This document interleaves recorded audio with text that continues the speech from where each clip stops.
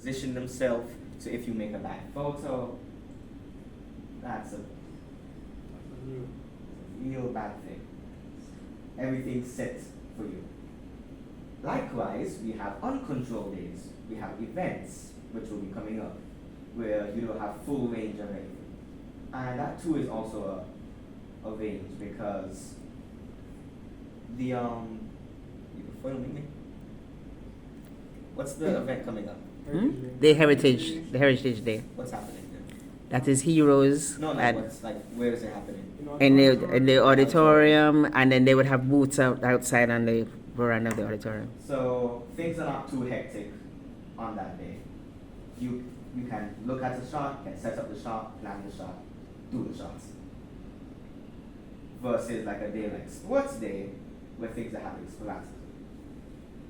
Make sure to plan everything before the action takes place. When you get there early. Set up your camera, make sure your camera's well, and monitor your camera throughout the day. We don't have the best cameras here. This camera looks really cool, it doesn't work. So, you're not getting anything fancy like this. You're not getting something like this. Maybe bigger. So monitor the camera, make sure it doesn't die. And there's always going to be like a president or someone who you can go to for help. When taking photos, this is the quickest way to get mom angry, and that is to take multiple shots of the exact same thing. She will get mad, and it's a waste of time for her to scroll through you taking 50 shots of something.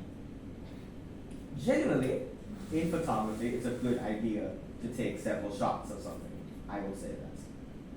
But if you're going to do that, you're going to edit it, find the photo yourself that you like, and send that off. And like mom said, you have 10 hours from the actual filming or video taking to get to her.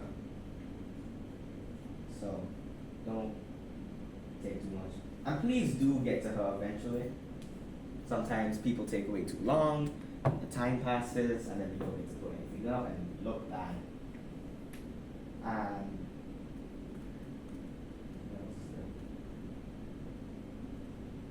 I guess I can talk about sports day. That's probably going to be the most hectic day of your entire this year. Yes, it is. It's very much. You like it? Actually, I enjoy sports day. Yeah. Sometimes. A lot in sports day, you guys got zero control.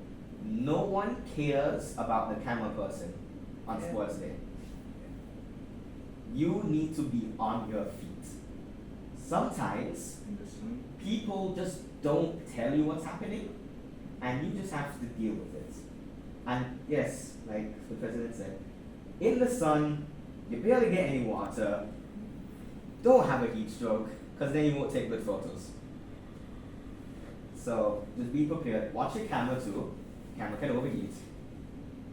And be prepared. There was a time I remember where we were just finishing a race. We were setting up our cameras. Then all of a sudden, they just shot off a new race and no one told us. And I had to book it across to the other side of the field super quickly to take a bunch of photos. That was not pleasant. I did it though. So it may not be pleasant, but do it. Make sure it's done. And that's the important thing. The quality of the pictures is the most important thing. And listen to what the coordinator has to say. If he says to go over there, go over there. Because I've had moments where people are assigned over at a certain area, then they leave because they're not getting that much action, and then an action passes by, and no one's there to take it. So, go where you're supposed to be taken, set up there before the action takes place. If no action is happening, chillax. And that's just sports day. For regular shoots, you're always going to be active and doing something. If, let's say, the auditorium and someone's presenting, don't have two people right next to each other taking let's say like you're taking like a certificate, you don't need two people right next to each other taking the same angle. That's useless. Maybe you have someone up on the second level taking the photo, or maybe someone taking them coming up, someone videoing, stuff like that. We don't need multiple shots of the exact same thing. And that's pretty much Yeah. it. Thank you very much.